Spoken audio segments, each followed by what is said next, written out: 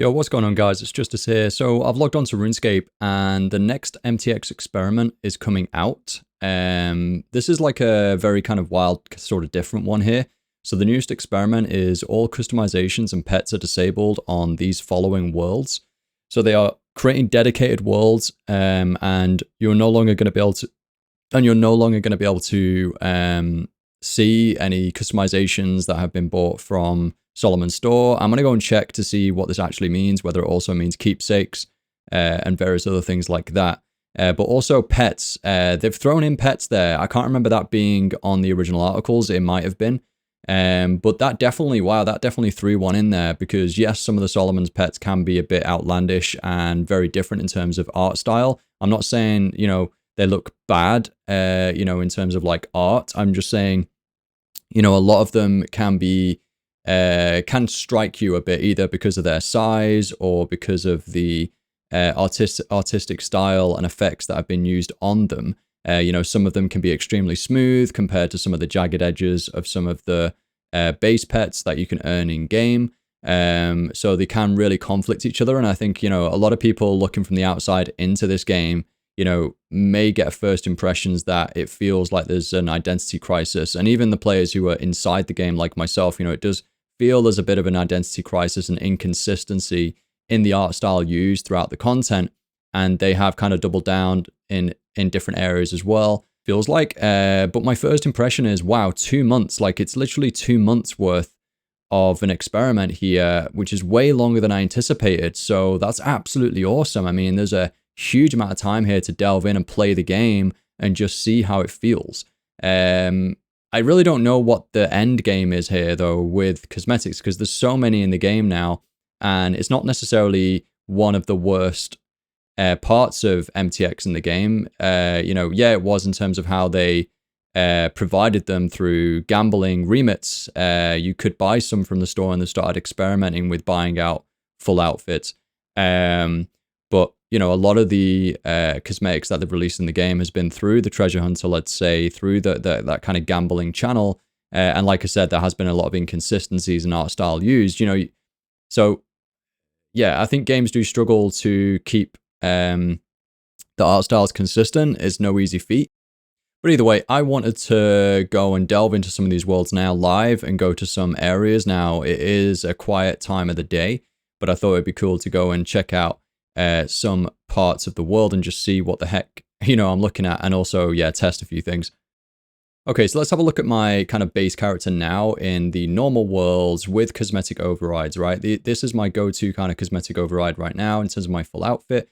We've got a pet override in terms of the Vitalis, which is overriding the Ripper Demon right now. So we've got a full necromancy setup because I've just been doing some Slayer, some AFK Slayer with the Revo bar.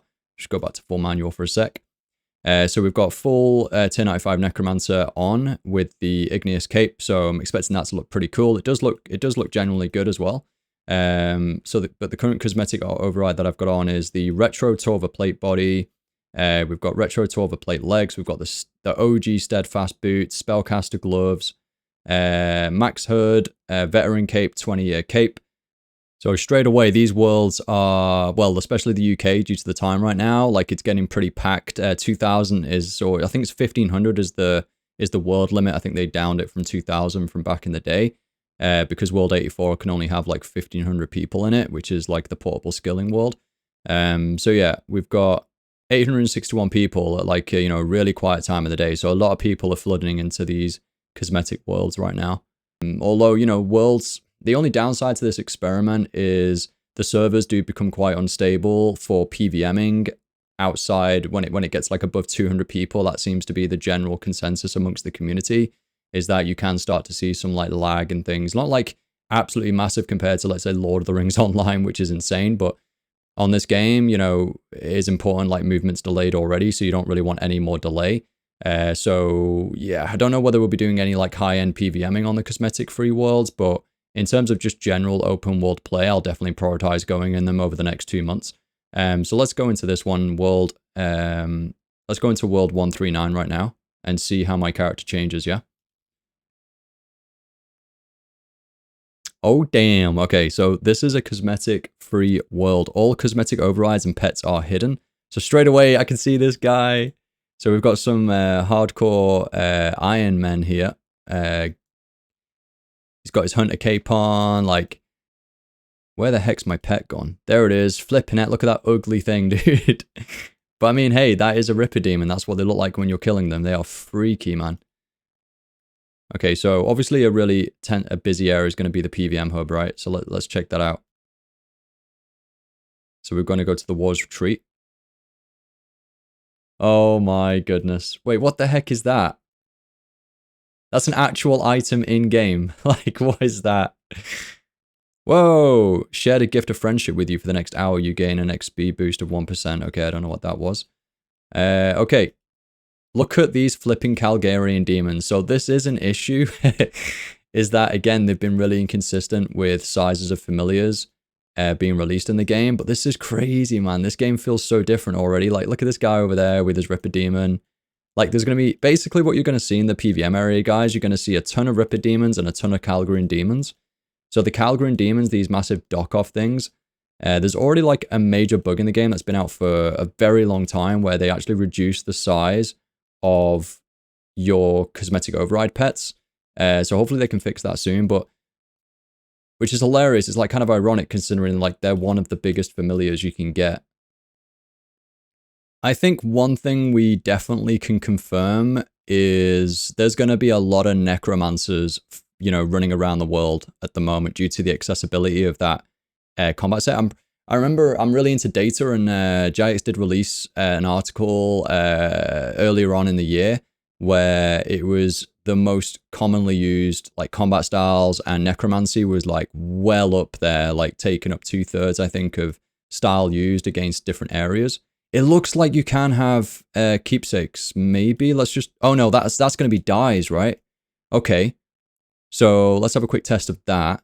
Let's just dump all of this. Okay, so we've got the magic setup now, which is the new Masterwork magic robes. Flipping Gobi, people, the pack mammoth is out. People actually use, oh my god. Right, this is proof where, you know, this familiar would 100% have to be reworked. Look at this thing. That is so out of place. Like, you can see my point, though, with the how the art style just kind of got really inconsistent. You know, you compare the badass Ripper Demon to, like, this dock-off thing. And, hey, things can be funny in that. I get it. It's just, I mean, it's so, like, even pixelated and distorted, isn't it? Like, you can tell it's so different. But that's from back in the day with the raids. I think when raids came out, that came out. You got Gobies. But anyway, it looks like obviously in-game earned dyes. So in RuneScape 3, there is a item. There's a type of item called dyes, which you can get through clue scrolls amongst some maybe other things, and you can dye your weapons. Now, I'm pretty certain the one I've got on here, because someone traded at me, is like a bit of a meme. I'm pretty certain it's a treasure hunter dye. And I didn't realize that until after I applied it to the staff. That now I have a bloody treasure hunter staff, for flip's sake. Did not realize that when I applied the dye. But it looks like it's still working because it's classed as a dye item asset. And so that's still working here in the cosmetic free world, but obviously it's working on an in-game item. You physically applied it. It's not an actual override. And therefore, you know, it classes as counting in this world, it seems. All right, I'm just going to summon a different pet. I'm going to summon the Hellhound, so we'll have that out right now. That was another kind of like, geez, that is massive. That's way bigger than I anticipated it to be. But they may need to rethink the sizes of them, you know, if this ended up being some sort of permanent change. I think I was saying earlier, I'm not sure what the end game goal is here, because obviously cosmetics, you can make a lot of money from cosmetics in games, and they don't necessarily impact the kind of progression of your character, but, you know, they can impact the aesthetics of the game if you're inconsistent with it. And obviously people, you know, can't look at you and go, oh, that looks badass, I want to progress my character to get that gear too, you know? But people nowadays do it in different ways, like through dyeing their items and things like that. I think I may be able to add a clip from my stream where people just looked absolutely badass with like blood dye, red party hats, with the master aura from the combat achievements. So there's other ways of still like looking really badass and still having kind of vertical progression in the game, because that obviously costs a lot of in-game money to get that, and various other progression aspects. And yeah, it's a way of expressing yourself. So, you know, I personally don't have a major issue against cosmetics if it stays within, you know, kind of looking, if the art style is consistent on a modern kind of MMORPG. Obviously, it'd be pretty badass to like not have any, but I just know it's a really big kind of income stream. It's a really big revenue stream for gaming developers these days, for gaming companies these days. Okay, and also just checking the customization screen effectively. The entire wardrobe is locked out, which means, yeah, no keepsake items are going to count. No animations, no appearance checks, and no pet overrides. The only thing you can change to customize your character visually in-game is your character and the titles, which seems to have been reset.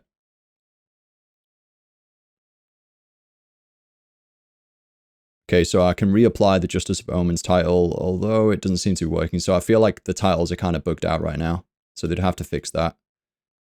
I mean, it does show in the bottom left, so maybe it's just the actual visual UI.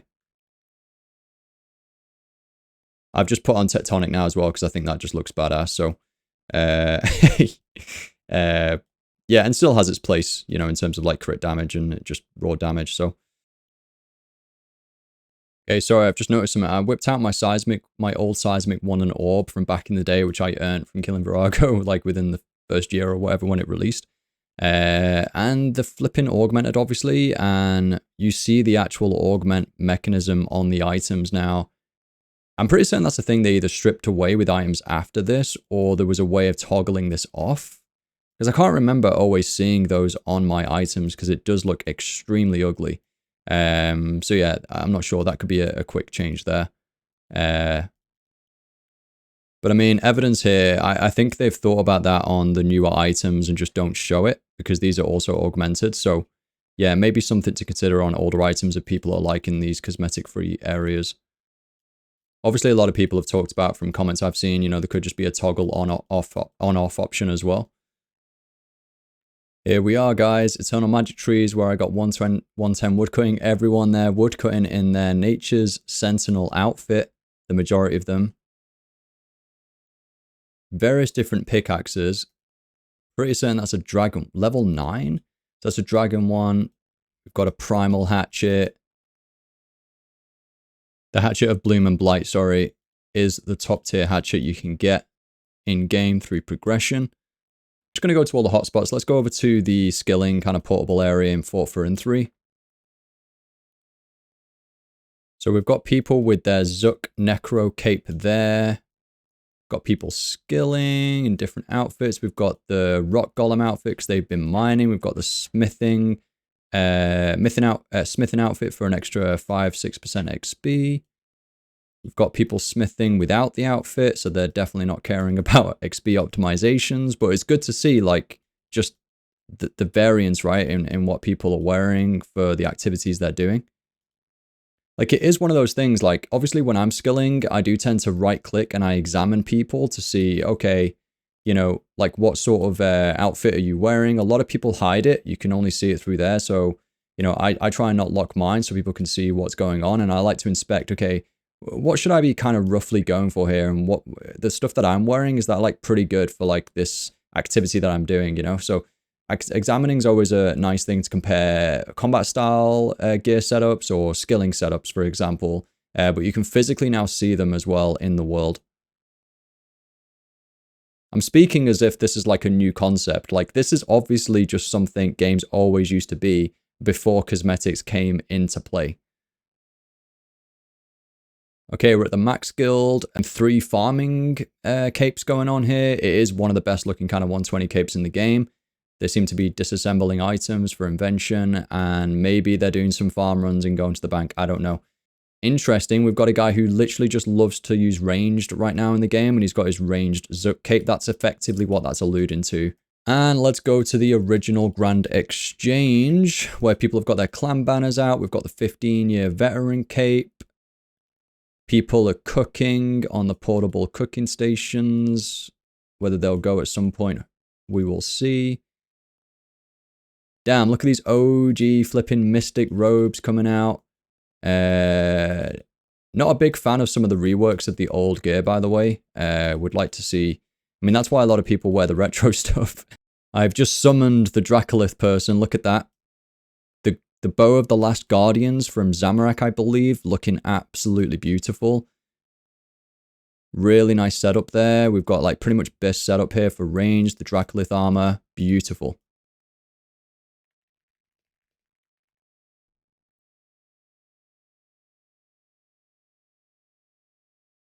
I'm not gonna lie, we've got this like sort of OG ranging armor going on here. Damn it, he's just moved. That actually looks good. Obviously, yeah, Calgary Demons are pretty crazy. I'll end the video there. Let me know, guys, whether you're going to be checking out and playing RuneScape through the cosmetic free worlds. And let me know what you think to this experiment in the comment section below, how it feels to play the game already, you know, within the first day or whenever you come across this video. I'm definitely going to be just hanging out in these worlds as much as possible, just seeing what the vibe's like. You know, we'll see how it feels. Like I said, I think we're going to really feel the inconsistency in art style, though, through the progression tiers of the game and how it's changed over time and when they've reworked old gear that we forgot about. You know, like the capes, for example. You know, the base sort of 99 capes are kind of really underplayed now, you know, compared to the 120 capes, however, just look absolutely beautiful. So, you know, it's one of those, were they going for that? Were they trying to make them, you know, the 120 capes look miles better? You know, maybe the other capes just didn't work with modern assets. I don't know. So, yeah, there's the Dracolith armor once again. You know, what I really like seeing is, he's waving, is that, you know, people who are wearing that BIS armor, you can tell that they've earned that, they've progressed, or they've progressed through the game, they're ready for a fight. You know they're about to go and use ranged against a boss fight, and they've earned all of that top class gear.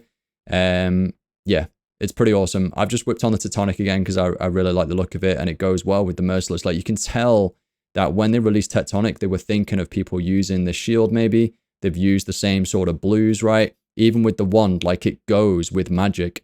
And so that is what I mean by consistency in the color schemes that you're using for certain styles, and really thinking through, like, okay, is this item going to go with some of the existing assets in the game? Maybe updates like this and moving forward, they'll consider that even more, knowing that people aren't going to just override them with cosmetics. But we'll see, guys. Overall, really liking these experiments that Jagex are trying. Let me know what you think in the comment section, and I'll see you guys in the next video. Whilst we're on the topic of cosmetics, the newer Mascot the Devourer gear has been released and showcased now. We had seen the weapons, but I'm pretty certain we hadn't seen the armor. But either way, we're seeing it with in-game assets now, and this looks absolutely badass. Like, I've got really huge positive first impressions looking at this right now. I mean, that's the new tier 95 Necromancer Gauntlet. But the armor is the new magic power armor, which magic is my go-to style. So I am definitely going to be looking at getting that. I'm not sure. I'm pretty certain we don't know what the tier set effect is going to be, if any. I'd be very surprised if there isn't a tier set. If people know that already, comment down below. But yeah, looking forward to seeing what the tier set effect is. I'm impressed. This looks really good. You can see I might end up replacing the helmet with something, but obviously not in the cosmetic free worlds anymore. I'd be pretty proud to be wearing that if at some point I manage to get hold of the power armor. I like how they're going for something different here with the helmet as well, with the inbuilt kind of hairstyle that goes with the armor. That's kind of cool. But it would be nice to get some upgraded player models at some point as well. But yeah, I think this looks really badass. Good job. Props to Jagex.